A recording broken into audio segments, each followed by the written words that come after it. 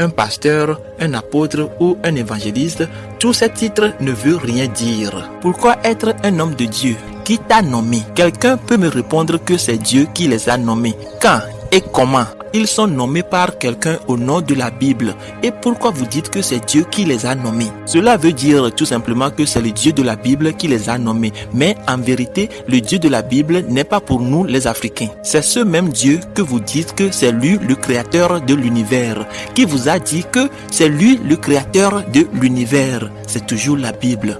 Pourquoi vous les croyants, vous êtes trop bêtes comme ça? Pourquoi je dis que vous êtes bêtes?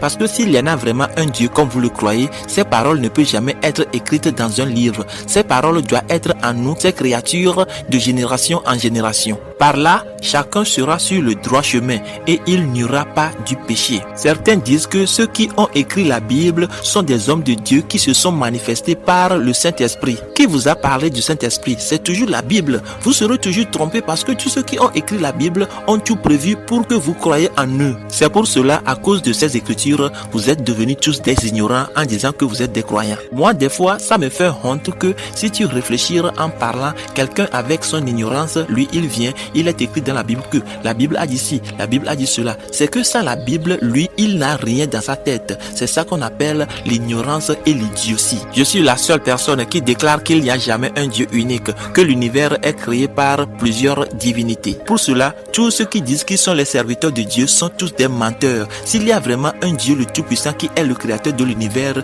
qu'est-ce qu'il ne peut pas faire et que c'est vous qui va l'aider à le faire? Ceux qui fabriquent les téléphones, les télévisions, les vélos, les motos, les voitures, les bateaux, les avions, ils ne disent pas qu'ils sont des hommes de Dieu. Vous qui n'arrivez même pas à fabriquer une aiguille, c'est vous qui dites que vous êtes les hommes de Dieu. Vous êtes vraiment la honte de l'Afrique. C'est pour cela, nous pouvons dire facilement que tous ceux qui vous suivent sont des bêtes, ils sont des malhonnêtes, ils sont des hommes ignorants. Appelez-moi Victor de Valeur, l'homme réflexif de sa génération, celui qui déteste les écritures religieuses et honore toujours ses ancêtres, l'homme qui présente les masques traditionnels dans ses vidéos. À bon entendeur, salut.